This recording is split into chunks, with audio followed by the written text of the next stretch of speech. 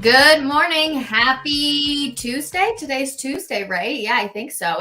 I swear in December, once you get to like the middle and you're like that close to the holidays, you're like, what day is it? But it's Tuesday. The Avs plays Philly tonight. Yesterday, there was no Denver sports, which doesn't happen very often, but we did get Monday Night Football against the Broncos opponent. And Kyler Murray leaves the game, leading us to question, is it going to be the quarterback backup QB battle on Sunday against the Cardinals? D-Mac, how are you this morning? I'm doing well. We got a little winter out there, right? We got a little winter going on.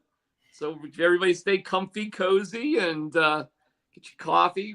Rachel you were just wearing sweatpants all day on you had the most fashionable, comfortable outfit of all time on Sunday. I did. Rachel turns to me on Sunday and she goes, I'm just wearing sweatpants. I mean, and she looks like a model, and her fashion is just impeccable. And I go, "What are you talking about?" She goes, "No, I'm like you were bragging. You're like bragging. I'm wearing sweatpants."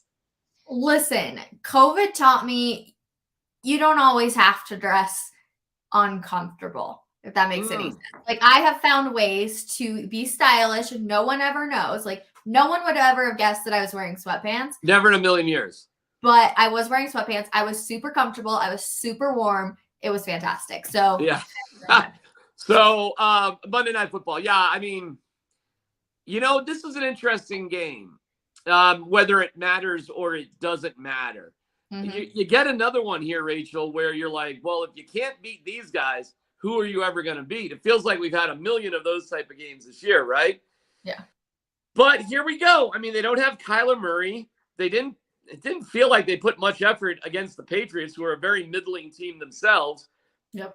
It was a home game. They only scored, 13 points. You didn't do anything special with Colt McCoy. It's just not a very good team. Their coach is on the hot seat. I know. So if you can't beat these guys, again, who are you going to beat? And if it's going to be it probably should be Rippon against McCoy, because how do you get concussed, go in the concussion protocol, and play a game on Sunday? Mm-hmm.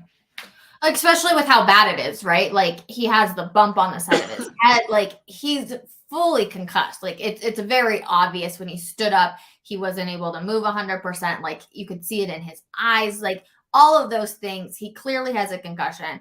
And I agree with you. I just don't think there's any possible way that he could play on Sunday, knowing what we know. But listen, so on the surface, there doesn't seem to be any reason not only for him to play Sunday, but frankly for the rest of the year. However, there is one reason to play Russell Wilson the rest of the year. There is one, a significant one. Okay. If you truly plan on bringing Hackett back, the more reps that you can get together, because they found a formula, Rachel. They did. Yeah. It was kind of a broken record, but it is about playing quicker, having Russ be more mobile. Yeah. I compare it to Jokic. When you watch a Nuggets game, Jokic taking 3-pointers isn't the most important thing in the world for the team to win. However, Michael Malone's spoken about it. He has encouraged Jokic to take 4 or 5 3-pointers every game. And it's frustrating because it's not the best part of Jokic's game. It's not. He struggles with it. Yeah. But what it does is he hits enough of them so that you have to respect it. And because you have to respect it, you have to go out and defend it. And when you go out to defend it, it opens up the rest of the court. So you do have to do it to make it a legitimate threat. Yep. This is the exact same with Russell Wilson running. He doesn't have to do it a ton, but he has to be able to do it. The threat has to exist. And in order for the threat existing, you have to do it a few times. Not a lot, but a few times. It helps pick up third down, and it just helps shake things up, and it changes how the defense reacts to things. So I think it's almost identical. Russell Wilson running is like Jokic shooting threes. It's not the core of everything you're going to do, but it still has to happen to make everything else work. And I think Russ has been slow to sort of do it because he's not great at it at this time. But I think the coaches have been encouraging him. And notice Nathaniel Hackett yesterday said he was really proud of Russell Wilson on a 3rd and 1 to check out of a call to call his own number. Mm-hmm. That to me tells me everything I need to know, Rachel. They wanted Russ to do that. They've been encouraging him to do that. They are finally finding ways to all work together, and it did culminate in the best offensive performance they've had all year. So, Rachel, I get it, but are you sure you want to throw all of that away for Mike Zimmer or Dan Quinn or Leslie Frazier or one of these other, kind of been through the mill head coaches? Rachel, the only reason to bring in a different head coach is that you really want to move away from Russ. So if you're committed to Russ, you probably should be committed to Hackett and Peyton as well, and let them ride it out. And either it works, like it was kind of working the other day, or you're back in this same position a year from now when you really do get rid of all three of them. Okay, so then is your first initial reaction, DMAC, to still fire everyone? Well, yeah. Yeah, because I don't believe that Russell Wilson is that guy anymore. Well, I'm not going to lie. You were kind of making me sound like maybe there's hope with him. Well, he's a mediocre at best quarterback in the NFL right now, Rachel. But if you want to have the best chance of success, well, here's what you would do. Now, I'm about trying to win championships for the Broncos. And I just don't think you can do it with Russell Wilson. I don't think you'll ever be able to do it with Russell Wilson. I've seen enough. I don't know that about younger quarterbacks. I mean, they need time to grow and develop. The problem with time with Russell Wilson, Rachel, is things only get worse with time with Russell Wilson. Whereas with young quarterbacks, time is fantastic. Time helps. Time, is what you need. So you get that quarterback 26, 27 years old with a lot of experience. That's your championship window, Rachel, like 27 to 32. It's not that you can't win when you're older. Obviously, certain guys have. But look at the style of quarterback that has won when they're older. It's basically, a Tom Brady sort of guy. Big, tall, pocket guy who's really super smart with how he delivers the ball. Well, that's never been Russell Wilson's game, Rachel. So why would we expect Russell Wilson to be something he never has been? That's silly. Time is the enemy of Russell Wilson, not a helper. So would I get rid of all three? Yeah, that's exactly what I do. But Rachel, we're stuck with Russ. And it seems that we're stuck with Peyton. And if we're stuck with Russ and we're stuck with Peyton for one more year, we should stick with Hackett. Wow. Okay. I'm not going to lie. You're like giving me almost a little bit of hope, which I almost don't want to buy into, right? Because we know what this season has looked like. It's been awful. But at the same time, you have to stick with Russ for at least another year because he's had no supporting cast around him. And you hope that they can get the supporting cast you need. You take a first round O lineman, you try and handle that situation because it's god awful. So it's interesting. You're exactly right. If they know the style and everybody's on the same page and we spent a year together, Bowles is healthy. You probably get a free agent to play left guard and you move on from Reisner. Center is probably Cush again. Minor's at right guard, who's done all right. And then you draft a right tackle with your first pick. Okay? Well, that's a lot better, Rachel. That's a lot better of an offensive line. Now, Jerry Jeudy is going to become your number one wide receiver. Do you get rid of Cortland Sutton? What's that? Do you get rid of Cortland Sutton? Yeah, I trade Cortland Sutton. Yeah. I trade Cortland Sutton if I can. I'm sorry. I'm just doing a little thing here. Sorry about that. No, you're fine. I think you do trade Cortland Sutton, though. I mean, clearly he's been the number one wide receiver. Something's not clicking. Something feels really off with him. It's obviously Jerry Jeudy comes in, fills the role, looks great. You hope to get Tim Patrick back. You hope that chemistry can build. So I don't really see any. I mean, Kendall Hinton, he can at least be a wide receiver number 3. Well, theoretically, your receivers, your number one receiver is Jeudy. Then you have Hamler, and then you have Tim Patrick. Okay? You don't have draft picks, and I have nothing bad to say about Cortland Sutton, but the shift has happened. They've moved Jeudy to Sutton's position, the X receiver, and he had his best. He had his. It was. He might get suspended or fined because he bumped a ref, but leave that alone. He had his best game by a mile, and he's just got so much talent.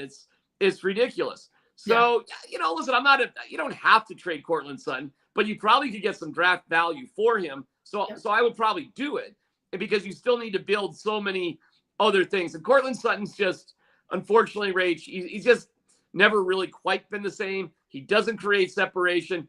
He's okay at 50-50 balls. He actually would be a pretty good slot receiver because he would be like a big tight end. He'd be a mismatch in the middle of the field. And I think Courtland Sutton's a tough guy and all that. So, but you can find a lot of guys, Rachel. You can find a lot of different guys to you don't have to pay $15 million for that role. So you probably should get value for him and then stock up at a variety of other positions. Yeah, interesting. Courtland Sutton, I agree with you, though. I think should be traded. I think you've got a lot of other valuable wide receivers, too. So it's interesting. But somebody said, and I want to make sure I get the correct name. Hold on. Oh, Tommy says, Hamler has been outplayed by Hinton. Is that because he's been hurt, or has he actually just been outplayed? No, KJ Hamler is 10 times the receiver as Kendall Hinton. Hinton's a good receiver. I'm not trying to chase him away. He's a good 4th or 5th receiver on your team. But KJ Hamler's special. Hamler has physical. And my point to this is I can think of 2 plays, and I know KJ's been hurt, so that's where I don't want to jump too much to conclusion. I can think of 2 really big time plays by Kendall Hinton, and I can't think of any by KJ. Well, yeah, KJ's got, touchdowns, explosive speed. KJ won the game in England because he caught the 50-50 ball from Russell Wilson. I mean, it's not just his speed, and he's the fastest guy that matters on the team because Montrell Washington doesn't matter. But he's also very strong. He's a real NFL receiver. KJ Hamler is legit. The problem is, of course, with KJ is injuries. So, your best ability is availability. I mean, I absolutely get it. So everything I'm saying hinges on guys being healthy, of course, Rachel. So it's hard to plan on a guy being hurt. If you really just plan on a guy being hurt, then you should just move on from that guy. I mean, what are we talking about here? And that happened, by the way, with Jake Butt. Jake Butt just could not get healthy, and he wasn't going to get healthy. It was just one of these, he is a great guy, and it's just not going to happen because he can't get healthy, so you move on. We're close with KJ. We're close in thinking that's the way with KJ Hamler. I just don't think we're there. And the talent that he has and Jeudy has and Tim Patrick has, the guy left out in the cold is Courtland Sutton. So get value for him. He's a good guy. He's making a ton of money. And, stock up. Yeah, no, I'm with you. It's definitely an interesting conversation to be had, but it's now time to go into the naughty and nice list as we welcome in our very own Brandon Stokely and Zach By. They're out on location today. Gentlemen, where are you?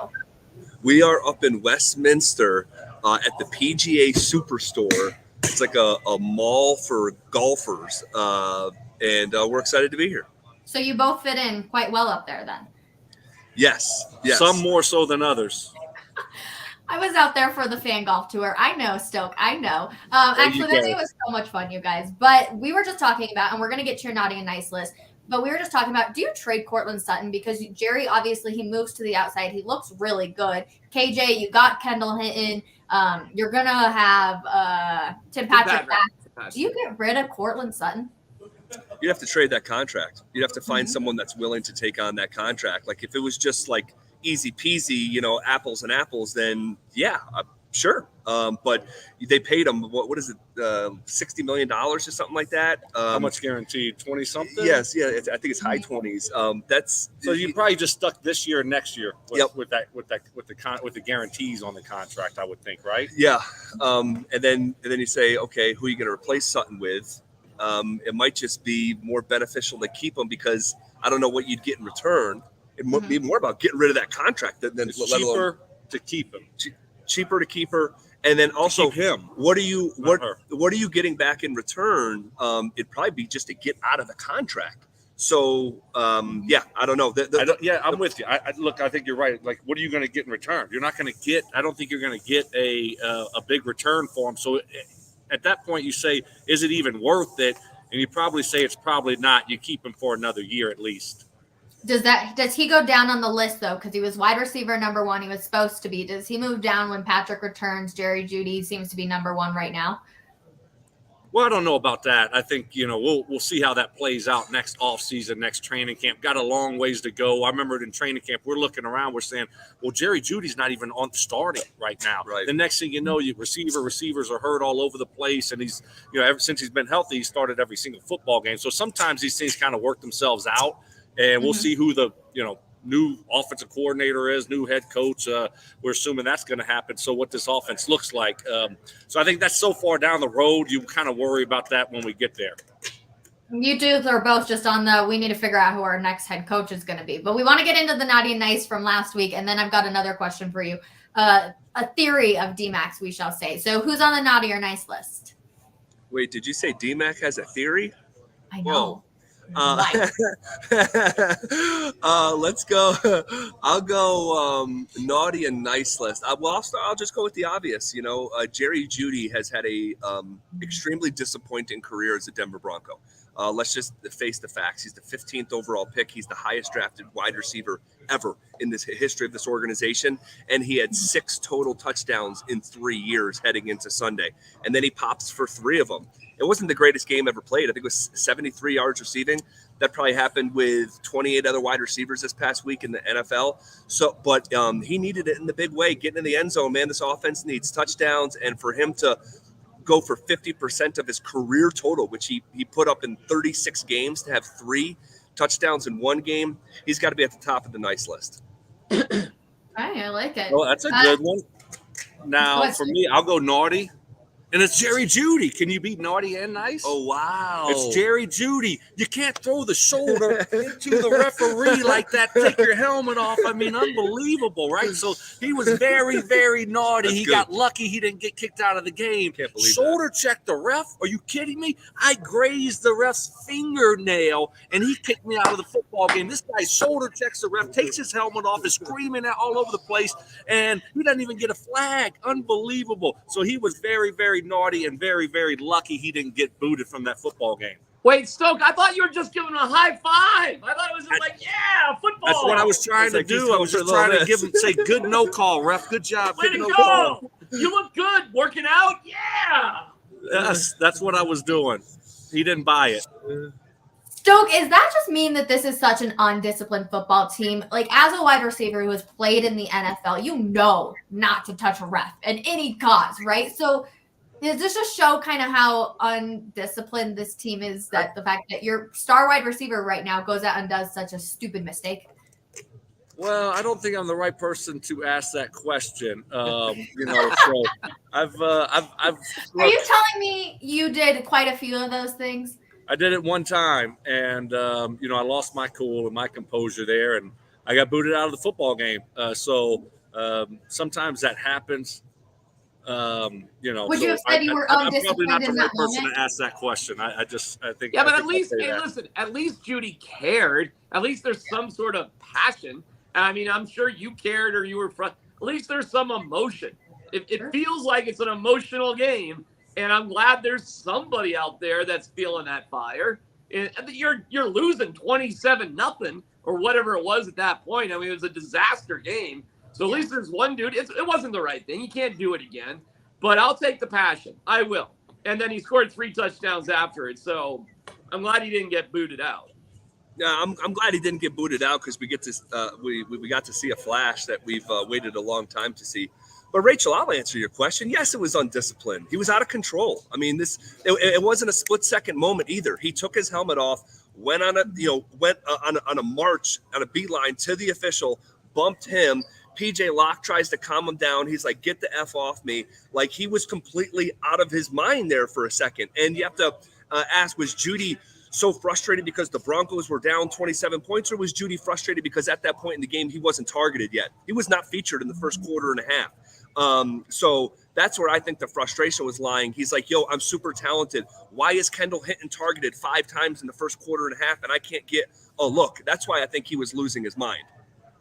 Okay. Well, Zach, I appreciate you answering my question. Stoke, you kind of backed away from the question right there. So I just had my response to you is, were you undisciplined in the moment that you touched the ref then? Looking back now, would you be like, okay, I messed up right there. I was undisciplined in that moment. Yeah, I think you could use a lot of words for me in that moment. It wasn't good. It wasn't a good look. But once again, I was frustrated offensively during that time. We had gone 3 and out like 2 or 3 times before that, and I felt like I got tugged and should have been a pass interference on a third down. And so I just lost my cool, lost my composure, all of those things. So undisciplined, all of that. Yeah, it was definitely a learning lesson for me, though. So, but sometimes that stuff happens, you know, and Jeudy got lucky, though. He got lucky. He didn't get tossed. And he's still not out of the woods yet. I mean, sometimes these announcements come out on Tuesdays. He's going to get fined, and it's going to be a big boy fine. So let's just start there. He could get suspended, and I'll just take my Broncos bias out of it. If I'm the commissioner of the National Football League, there's no way I'm letting that guy play this week. You cannot remove your helmet and make contact with an official purposefully. Will Hernandez, an offensive guard that we actually studied coming out of the Senior Bowl, UTEP. Out of UTEP, good memory. He got in a fracas like a week or 2 weeks ago, whatever it was. There was a pile, and he like barely nudged an official, didn't quite realize he was there. He got suspended a game. Mike Florio wrote about it. He said there were people within the league that were shocked that Jeudy did not get thrown out of the game. So we'll see. Maybe we get an announcement later today. Yeah. It's definitely something to look out on. Stoke, I pick on you because usually you two are in the principal's office, we say, when you guys are at the office. But today you're out on a field trip. So I got to still throw a little bit of heat your guys' way. But I want to get in because I know we've got like 3 minutes left with you before you guys have to get ready for your show. But D-Mac's over here with this like theory that things are starting to click for the Broncos. He's still, I want to clarify, he's still fire everybody, get rid of everybody. But he has a theory that sounds like things are starting to click. So why not give it another go with Hackett? For another year or another week? Another year. I mean, what clicked? I mean, we had like, really 1.5 quarters of good football offensively. I mean, that's it. So I don't know if we can call that clicking. They had 7 minutes left to go in the second quarter. They had 34 yards offensively. So I don't think that's very good. Let me run it. Is Peyton going to be here next year? I mean, that's what Adam Schefter said. Right. So let's say he is. Is Russell Wilson going to be your quarterback? Yes. Are you going to get Sean Payton? Probably not. Are you going to get Jim Harbaugh? Probably not. Maybe not. So what coach do you guys think will work better with Russell Wilson than Nathaniel Hackett? Well, I was listening to you 2 weeks ago go on about David Shaw. What happened to him? I love David Shaw. But if you get bring him in then. It's fine by me. But if you bring in David Shaw, you're saying if you bring in David Shaw, you're probably getting rid of George Payton, and you're going to give yourself options besides Russell Wilson. So if you want to do that, fine by me, because I would get rid of all three of them. But if you're keeping Payton and keeping Russ, then you got to figure out what works best in that situation. Well, it's not what's been going on, though. That's the problem. Like, what works best in that situation is not what's been going on here. You're going to be 5-6 weeks down the road next year. And what happens if you're seeing the same thing you've been seeing? You're going to kick yourself for not starting the process before. You know, you're not. You're just going to say, this is great. Let's go down this road again. Yeah, if it's the same thing in week 5 or 6, then you let it go for 17 and you draft Caleb Williams. You just let it play out. But you can't keep saying that. That means you're going to be the worst team in the league. You're probably going to still be a team that wins 3 or 4 games, and there's going to be a Houston Texans that wins 1 or 2. You're not going to be able to get Caleb Williams. Well, that's the risk you run. I mean, that you're right. You're not wrong about that. And it's not we're not in a world of a lot of great options here, guys. But when they played quicker and Russ ran a few times, it was better. And so that's what we have learned. And it's taken this amount of time to do it. I'd stick with it. And it either works or it bottoms out. So just to be clear, it's the worst Broncos offense in the history of the organization. Yes. The head coach is in charge of the offense, and you want to bring them back. No, I want to get rid of all of them. See, here's where I get kind of misconstrued. I'm done with all of them, all 3. I want to move on from. But I'm being told by people who are smarter than me, it's not going to happen. So it's like, well, okay. If you don't get the real issue is Russ. Okay. He's a mediocre NFL quarterback. All right. So, but you're stuck with Russ. Hashtag stuck with Russ. Never mind. Let's ride. Hashtag stuck with Russ. If you're stuck with Russ, You may as well keep going down this path until you're ready to move on. Why not try to get the best out of it? Why not try to get someone else in to get the best out of Russ? We've seen him play at a high level, so you can't just keep doing. I don't know. That's your job. Find someone. I don't care. There's a lot of very talented offensive minds out there. Ben Johnson. There you go. Who's Ben Johnson? Who's Ben Johnson? Who's on track? Ben Johnson's an assistant there with Detroit.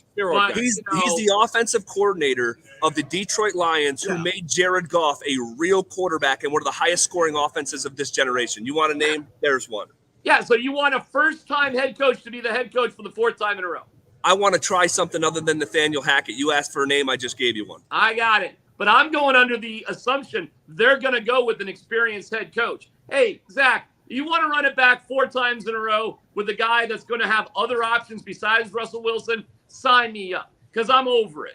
But if you just say we're stuck with Russ, then I don't think Ben Johnson is the answer. What does he know about Russell Wilson? How does he know about the threes and Russell's people and the office and Jay Keeps? At least Hackett knows about all that crap now. You keep him because he just knows about Russ and his entourage? That doesn't make any sense. Everything with Russ is Russ. It's not just a player. It's the whole package. Do you guys not get that yet? I mean, I think we all get it at this point. It's not just about a football player. It's about the total package. All right. I can't take any more. Yeah. Well, I know these two, they got to go. They got to go do their show. Gentlemen, we gave you something to talk about. Have a wonderful show. As always, thank you so much for hanging out with us. See you guys. We'll be back on Thursday. But we're also going to bring in our very own Mike Evans. No trivia today, but that's because Mike Evans is joining the show. Mike, how are you this morning? I'm good. I'm rocking my Syracuse stuff as we are the home of the men's national champions in soccer. I didn't even know we had a soccer team. I didn't know we were good at soccer. But the fact is we won the national championship, so I'm now the biggest soccer fan there is. Forget about that stupid World Cup event. Who cares about the World Cup? Who cares about the rest of the world? Cuse, national champions, baby. Mike, how did you not know they had a soccer team? I knew they had a soccer team. Seriously, I know they had a soccer team. I had no idea they were any good until somebody pointed out that they were playing in the national championship game, and I happened to tune over just as they were going to penalty kicks. And I'm like, never mind the fact that we're deciding a national championship on penalty kicks. Can you imagine? I'm sorry, I'm off on a tangent right now, but can you imagine deciding Game 7 of the Stanley Cup Finals? It goes to overtime. You just have battled for 60 minutes, and let's decide the Stanley Cup on a shootout. Great for the regular season. You shouldn't be deciding championships that way. But we won, baby. We won. I love PKs, so I'm always for PKs. I know that's a very unpopular opinion. I love the anticipation of PKs, so I'm all here for it. I love them. Yeah. The fact that both of you are silent means D-Mac and I, this is actually, hey, mark the tape. This is something D-Mac and I probably both agree on. It's idiotic. I'm glad Syracuse won. I didn't even know we had a soccer team still, but I'm glad we're the national champions. Yeah. You know, it's funny. This is a long time ago, but when I went to Syracuse, I actually went to a soccer game, and I'm like, oh, I could do that, because we weren't very good at the time. So, obviously they've taken quantum leaps forward in 30 years. So, listen, my ideas with soccer, once you get into that deep, you shouldn't go to penalty kicks. You should shorten the field. You should move the goal to half field, and you should go 7-on-7 with no offsides until a goal is scored. It should still be some form of soccer. But, of course, that's a dumb idea too, because who would want to see that? But that's what I would do. I wouldn't have penalty kicks. They're stupid. Oh, I love PKs. I love the anticipation. Yeah, but Rachel, think about this. All right. I know.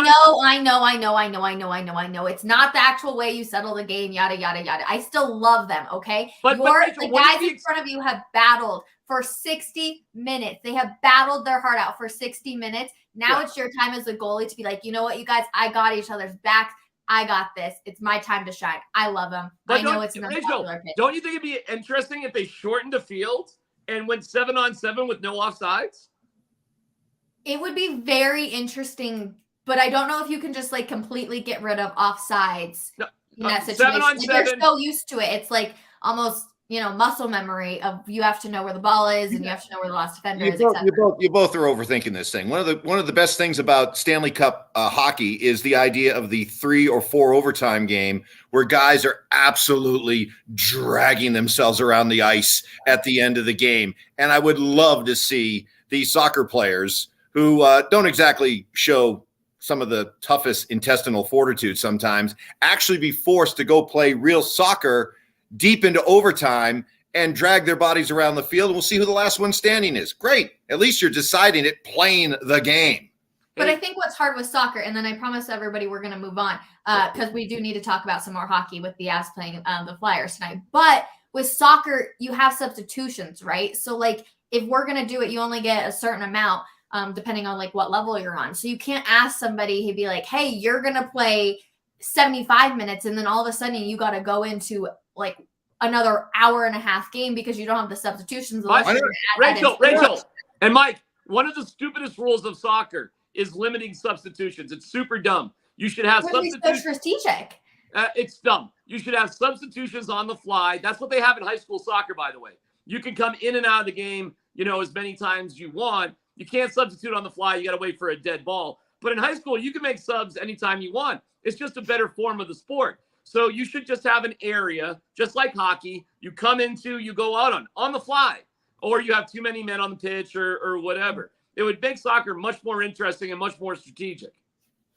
Interesting. Also, Jake, just let me know. I've obviously worked in the MLS, so I know you get a limited amount of subs. He said college soccer has unlimited subs, and you can't sub people. So maybe that's why Syracuse won the national championship last night. There you go. Okay, but let's move on to tonight. The Avs, they're playing the Flyers. You guys, are you worried at all about this Avalanche team? Because the injuries are there with pretty much the Colorado Eagles team, but, they got a lot of time, right, before the actual hockey really matters, Mike.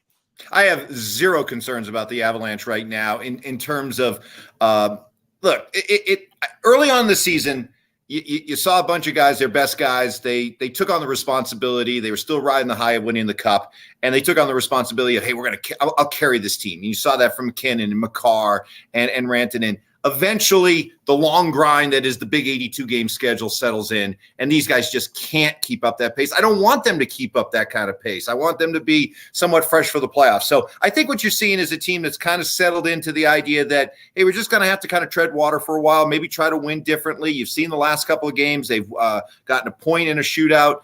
They won in overtime. Playing a lower scoring, less wide open style of game. But I think it's just something that they're just going to have to ride out for a while. They know they're going to be there. Look, if their only issue is just making the playoffs, we don't have to worry about that. And we know that once this team is whole, nobody will want to play them. I think the only issue that really surrounds this team right now, again, it's looking to the big picture. It's looking at this team and their readiness for the playoffs. And I think the biggest thing I thought was very interesting, Adrian Dater reported that there were over a dozen scouts at the St. Louis Avs game the other day, not looking at the Avs, but looking at the Blues. The Blues are underachieving. There's a sense that they're going to break things up there in St. Louis, and there are a couple of really attractive pieces. We've been talking since the start of the season. We know that at some point, Joe Sakic and Chris McFarland are going to make a trade for a veteran center. Ryan O'Reilly's going to be out there. Ryan O'Reilly's going to be out there to be had, and I would love, love, love to see a Colorado reunion with Ryan O'Reilly. To Mike's point, two of the best playoff players for the Avalanche haven't even played this year, Gabriel Landeskog and Darren Helm. And Helm's an interesting guy because he's not a long-haul type of guy, but he is nails in the playoffs. Unbelievable experience and the right age experience to be great in the playoffs. Regular season, he's a bit of an older player, and, that kind of wears you down. So Mike's got a good point. I'll just say this, and I essentially do agree with you, Mike. But it is still a grind at this point. You still have to get those points where you can, and you are on the bubble of making the playoffs. So I agree with you, essentially, because I'm not sweating it too much, but it's enough to pay attention. It reminds me a lot of the Nuggets from last year, meaning it's going to be – the Nuggets are going to cruise to the playoffs this year. Cruise. I mean, I know you might have your ups and downs with the Nuggets. Look at their schedule. They're atop of their division, and they're like third in the West. The West is not strong. The Nuggets are going to cruise to the playoffs. That was the Avalanche last year. Last year, the Nuggets really had to work hard, and you assumed they would get there, and they did, but they were almost kind of out of gas by the time they got there. That's my concern with the Avalanche, is you're going to have to work so hard to get to the playoffs, you won't have that same gas. The difference is we are expecting the big guns to come back for the Avs where they never did come back for the Nuggets. So I'm keeping hope alive. They've got a five-game homestand here, and let's just get some, you could possibly get 10 points. Can you get 6 out of 10 points in this homestand? Something like that. Yeah, I was thinking 7. I think the other thing, too, is to watch for is as they reintegrate some of these big guns coming back, see what that does, but also back to the idea of the possibility of trades. All that does is it maybe moves up the time frame a little bit. And so whereas you might wait till a little bit closer to the trade deadline to make a deal, maybe you move that up a little bit. Maybe you'll be forced to give up a little bit more. But if there is a sense that guys are coming back slowly, they're not coming back as quickly as they were hoping, and they are falling out of playoff contention, maybe it just means you're going to be looking for reinforcements a little quicker than usual. They will make deals, okay? That's Joe Sakic, that's Chris McFarland. They've shown that in the time that they've been in charge. They are going to make deals, and they know that they're in a championship window. They are not going to leave this to chance. So they're going to make a big deal. We've heard the names since the season started. Jonathan Toews, Patrick Kane, but I am throwing Ryan O'Reilly in there because I think he would be a perfect second line center for this hockey team. Would you give up Jean-Luc Foudy and Newhook, Alex Newhook for Ryan O'Reilly? Yes, absolutely. Yeah, absolutely. We're in you're in a championship. Those are two really promising young players. I get it, but you're in the championship window. Window. I'm the Rams right now. Blank the draft picks. Seriously, blank the prospects. The one argument I always had with Avalanche fans, this goes back a few years ago, was when I was advocating for the idea, go out and bring in good young veterans, okay? I'm not saying bring in Francois Beauchemin at the end of his career. I'm talking about bring in the Devon Toews of the world. And I always got a lot of pushback from Avalanche fans. Oh, don't mess up the pipeline. This thing is all going to come to fruition in 2021. This was like in 2018. I'm like, I don't want to wait that long. And so luckily, Joe Sakic agreed with me and not a segment of Avalanche fans. He went out, he traded some of their big pieces, their promising prospects, and they're Stanley Cup champions. They are undeniably in a championship window right now. The last thing you want is any regret down the road that we didn't go for it because we hung on to a couple of prospects. You get a guy like Ryan O'Reilly back in here, if it costs you a couple of prospects or costs you Alex Newhook and a prospect, to me, that's a deal to make. Hey, Alex Newhook's been given a chance to really step up and show that he can be a top 6 forward in the NHL. He's been given that opportunity, and I'd say he hasn't run with it yet. He's had moments. He had moments. He had an unbelievable. He had an unbelievable. He had to be called out by his coach. His coach had to call him out. I get it, but he's 21, Mike. I mean, it's he's still a really young guy, and I get you though. I understand. It's not been blow the door down sort of thing, but there are moments. But listen, if you're going to get something, you got to give something up. You're not. It's going to be Alex Newhook that you have to give up. Jean-Luc Foudy is another really good young. Got to be careful how you pronounce it. Foudy is Foudy, not Foudy. Say that 3 times fast, Mac. Foudy. That's not a problem. The whole thing. Jean-Luc Foudy. Très bien. From Quebec. So, but it's going to be somebody like that. Listen, the only reason he's played with the Avalanche at all this year is because of all the injuries. He should have been down with the Eagles. We should have never even known who he was. But he's a good young forward. Newhook could be center or forward. I mean, these are the type of guys that the Blues theoretically would be wanting to pick up if they're in fire sale mode. The other thing, though, is what is this front office shown? They're very adept at drafting. This is a front office that has drafted very well over the years. So would I be unhappy? Unhappy is not even the right word. I wouldn't be reluctant. I mean, would it be kind of a bummer? Okay, bummer to have to give up a couple of talented players. Sure. But would I feel pretty confident about their ability to replenish the pipeline while you're still going out and chasing cups? I'll give you somebody I'd be happy if they traded, because I think Evan Rodriguez has been disappointing, and I don't think there's that big upside. Like I think they were hoping he'd be like a Turi Lehkonen, and he's just not. And He's got his moments though. I don't think you get much for Evan Rodriguez, but he just hasn't really. I understand why they did it. Listen, we go back, and there are certain people smartly that are going to say, is Sam Girard really worth the loss of Nazem Kadri? And listen, I get it, man. And you were putting a lot in Sam Girard. So you can't trade Sam Girard now. I mean, that's going to work out for you because you already had that opportunity. So we'll see what they do. But when you got McKinnon, Landeskog, Helm, Nichushkin's already back. Who else am I missing here?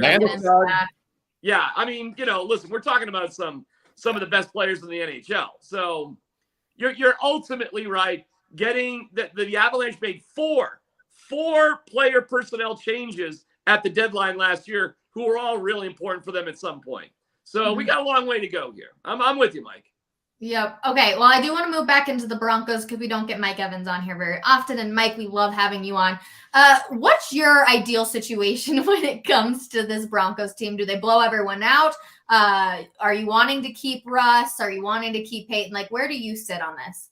Yeah, I think we could talk about what we wish and then what we know is going to be the case. And I respect D-Mac's take about, hey, just blow it all up, but it's not going to happen. So why don't we just put that aside and deal with the reality? Peyton's going to be back. Russ is going to be back. What do you do then? Okay, here's where D-Mac and I part company. I would not bring back Nathaniel Hackett. Nathaniel Hackett's been given every opportunity to show that he can be in charge. He's been a weak leader. He has shown no sense of accountability. And one thing we've learned about Russ, okay?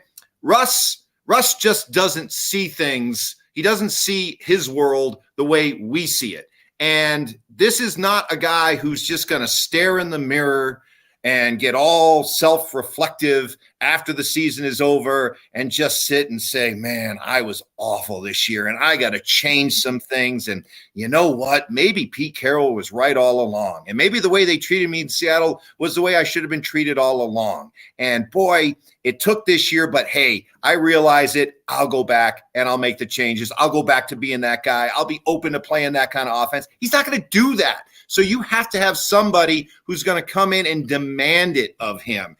And the idea that Nathaniel Hackett has learned enough on the job that he's going to come out next year and be a different guy is preposterous. We've given this guy so many opportunities throughout the year. Please show us that you're getting it. Show us that you have an understanding of how to be a leader, but he continues to fail at every turn. Just go back to last week with the Chiefs week. He could not come out and acknowledge the losing streak. He couldn't. And couple that with how he handled Raider week and saying he couldn't really summon up any hate for the Raiders. Dude just continues to swing and miss. And I am just not interested in going through another season of Nathaniel Hackett. Mike, I get it. And my first theory is to dump all three of them. Okay? But you're not going to get that. So let's just debate Hackett.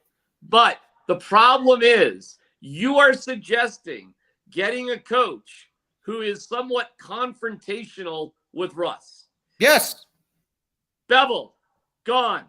Schottenheimer, gone. What's his Waldron. face? Dan Quinn. Dan gone. Quinn, yeah. Shane, what's his face there? Waldron. They got rid of Russ. Mike, there's not a lot of evidence out there, especially with Brian Schottenheimer. That's the big one. There's not a lot of evidence that confronting Russell Wilson and demanding things works for Russell Wilson. Now, again, I would get rid of all of them, so I wouldn't have this issue. But you're actually asking for something that has never existed before, and you haven't given me a name who would work better and could do it. So who is the coach? Who is the coach that's going to ask Russ to do something different that conflicts with Russ that is actually going to work? Who?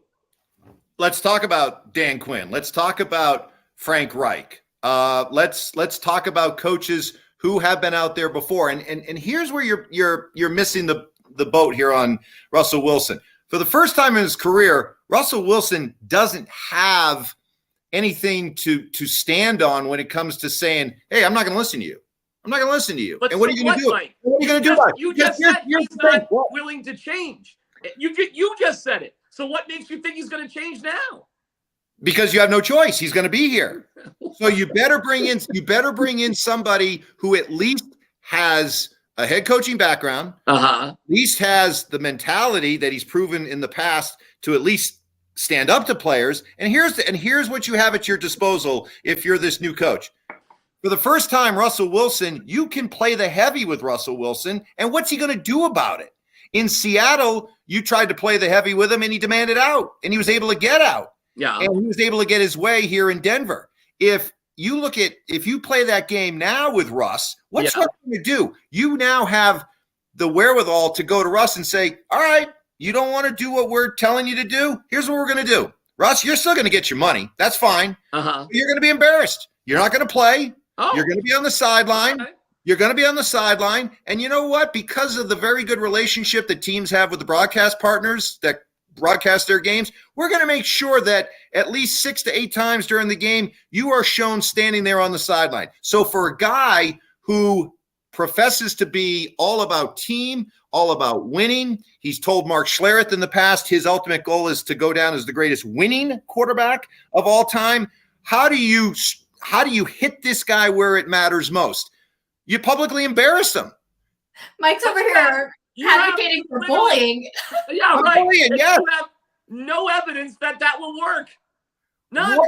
Okay, what's the alternative? What do I got to lose? Have you taken a look at what this train wreck has been like this season? What do I have to lose if, as you say, you're stuck with him?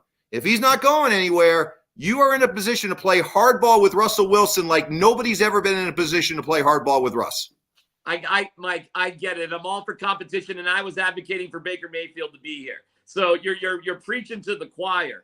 It's just that system and that sort of way doesn't work with Russell Wilson. I strongly believe it doesn't work, and I have more evidence that it doesn't work than treating him like that does work. So you think trying to appease him, hey, Russ, let's try to do this. But hey, if you don't want to, we'll still do it your way because it's all about Russ. Come on, that's not going to work. It just got proven that it's not going to work. It worked for 10 years in Seattle, Mike. That's exactly what happens. That was Russell Wilson in Seattle. It was. That's exactly what and for the final, 4 or 5 years? That's right. Keeping at it? Hey, Mike, I would get rid of Russell Wilson. I would get rid of Russell Wilson, take the cap hit, bottom out, draft Caleb Williams. I've said it a million times. You want to make something work that has zero evidence. Zero.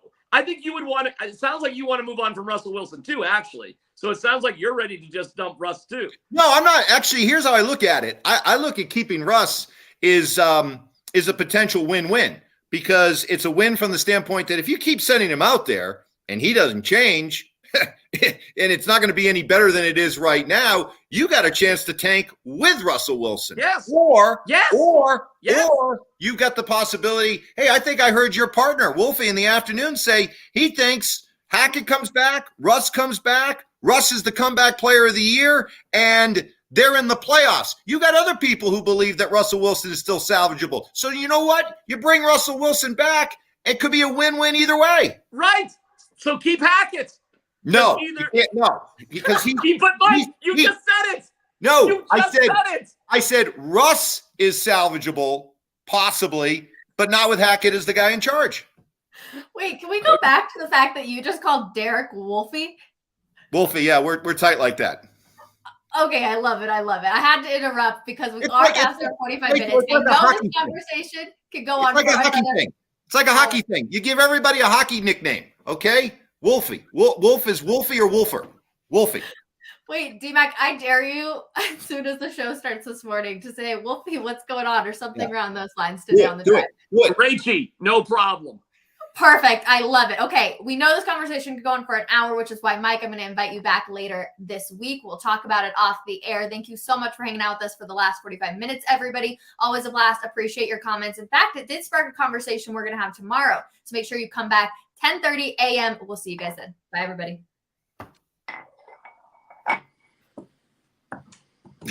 Can you officiate